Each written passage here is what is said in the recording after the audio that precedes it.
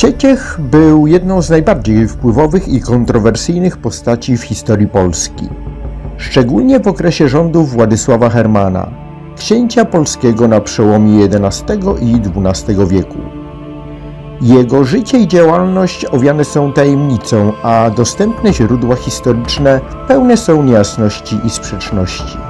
Jednak bez wątpienia Sieciech był kluczową postacią tamtych czasów, niekiedy określany jako szara eminencja na dworze Hermana. O wczesnym życiu Sieciecha wiemy bardzo niewiele. Urodził się najprawdopodobniej w drugiej połowie XI wieku, choć dokładna data jego narodzin pozostaje nieznana. Pochodził z wpływowego rodu możnowładczego, a jego ojciec prawdopodobnie pełnił wysoką funkcję na dworze księcia, co pozwoliło młodemu Sieciechowi zdobyć odpowiednie wykształcenie oraz wstąpić do grona najbliższych doradców księcia Władysława Hermana. Sieciech szybko zyskał na znaczeniu, stając się jednym z najbardziej zaufanych ludzi Hermana.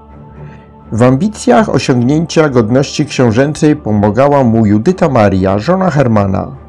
Prawdopodobnie była kochanką Sieciecha. Przyznaje mu się znaczną rolę w umocnieniu władzy księcia oraz organizowaniu jego zaplecza politycznego. Warto zaznaczyć, że w tamtych czasach Polska przechodziła okres niestabilności i podziałów, co dawało ogromne pole do działania dla ambitnych i bezwzględnych jednostek, takich jak Sieciech. Sieciech zdobył zaufanie Władysława Hermana, który powierzył mu ważne funkcje na swoim dworze. Stał się palatynem, najwyższym urzędnikiem księcia odpowiedzialnym za zarządzanie krajem i dowodzeniem wojskiem. Pełniąc tę funkcję stał się de facto drugim najważniejszym człowiekiem w państwie, a jego wpływy były ogromne. Jego polityka, działania były często kontrowersyjne. Sieciech zyskał sobie wrogów zarówno wśród możnowładców, jak i wśród członków rodziny książęcej. Wielu z nich zarzucało mu dążenie do zbyt dużej koncentracji władzy w swoich rękach oraz eliminowanie rywali w bezwzględny sposób. Historia odnotowuje, że Sieciech często stosował brutalne środki, by osiągnąć swoje cele, nie wahał się przed skrytobójstwem czy wygnaniem przeciwników. Władysław Herman, mimo że formalnie był władcą Polski, w praktyce coraz bardziej uzależniał się od Sieciecha. Książę był człowiekiem słabym, podatnym na wpływy, co pozwoliło Sieciechowi na przyjęcie znacznej części realnej władzy.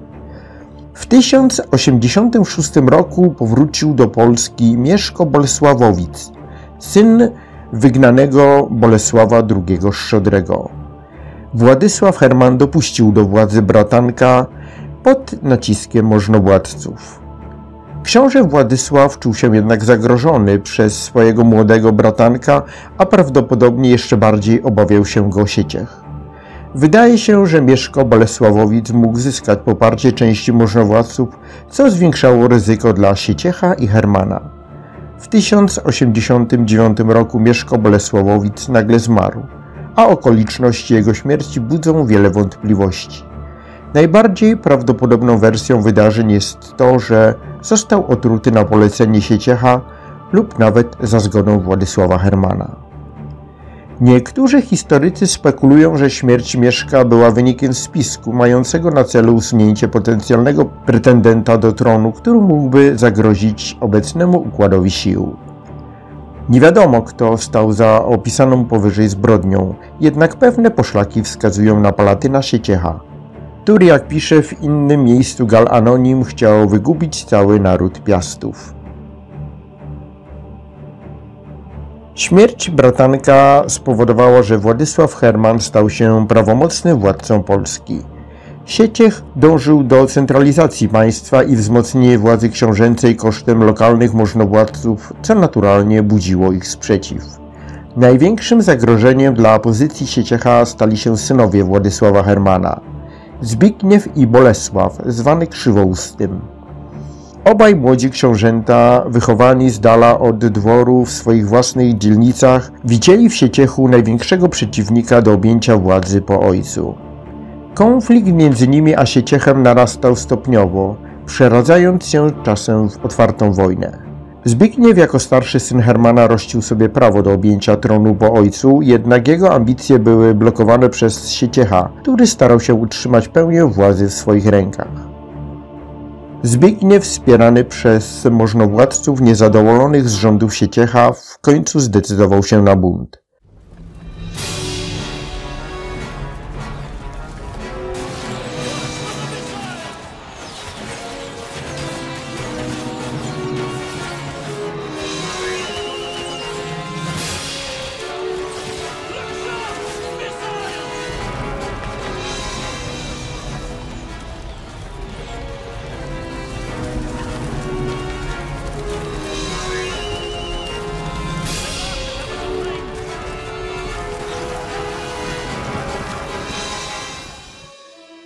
Zbigniew nawiązał porozumienie z nastoletnim Bolesławem. Obaj bracia stanowczo zażądali przekazania im rządów. Herman zgodził się na podział swoich domen na dzielnice.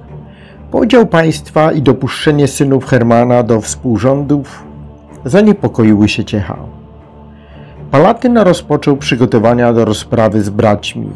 Wiedział, że podział kraju na dzielnice może osłabić jego pozycję. Nadal obsadzał stanowiska swoimi ludźmi w dzielnicach juniorów, co przy zarządzaniu centralnej administracji powodowało iluzoryczny podział księstwa.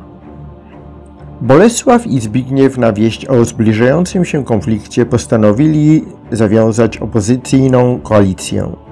W 1099 roku pod Żarnowcem nad Pilicą doszło do starcia zbuntowanej opozycji z wojskami Hermana i Sieciecha.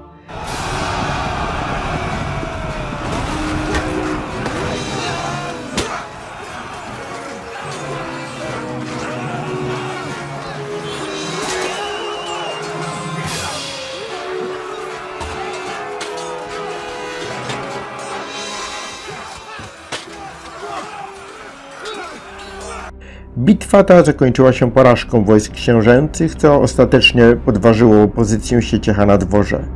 Choć Władysław Herman starał się jeszcze ratować sytuację, udzielając Sieciechowi wsparcia, jego synowie byli zbyt silni, by można było ich pokonać. Ostatecznie Sieciech został zmuszony do opuszczenia kraju.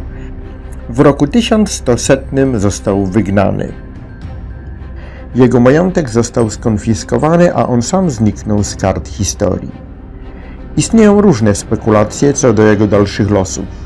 Niektórzy historycy sugerują, że mógł udać się do klasztoru, gdzie spędził resztę życia w odosobnieniu. Inne zaś uważają, że został zamordowany przez swoich wrogów. Sieciech jest postacią, której ocena zależy w dużej mierze od perspektywy. Dla jednych był ambitnym i zdolnym politykiem, który starał się wzmocnić władzę centralną i uchronić Polskę przed rozdrobnieniem dzielnicowym. Dla innych zaś był bezwzględnym uzurpatorem, który dążył do absolutnej władzy, nie wahając się przed stosowaniem brutalnych metod. Nie ulega jednak wątpliwości, że jego działalność miała ogromny wpływ na kształtowanie się państwa polskiego w tamtym okresie. Wzmocnienie władzy książęcej, centralizacja administracji, a także brutalne eliminacje opozycji – to wszystko wpisywało się w szersze konteksty europejskiej polityki tamtych czasów, gdzie podobne działania podejmowali inni władcy. Sieciech jest również symbolem niebezpieczeństwa, jaki niesie za sobą koncentracja władzy w rękach jednej osoby. Jego los pokazuje, jak szybko można stracić wpływy i władzę, jeśli nie ma się lojalnych sojuszników. Władysław Herman, choć był formalnym władcą Polski, w praktyce przez wiele lat pozostawał pod wpływem Sieciecha, co osłabiło jego pozycję i doprowadziło do osłabienia władzy centralnej. Dopiero po wygnaniu Sieciecha książę mógł skonsolidować swoją władzę, choć było to już zbyt późno, by uchronić Polskę przed dalszymi podziałami i wojnami domowymi. Dziedzictwo Sieciecha przetrwało w polskiej historii jako ostrzeżenie przed nadmiernym zaufaniem wobec jednego doradcy oraz przed niebezpieczeństwami wynikającymi z koncentracji władzy w rękach jednostki. Choć Sieciech ostatecznie poniósł klęskę, jego wpływ na dzieje Polski w okresie rządów Władysława Hermana nie jest do przecenienia.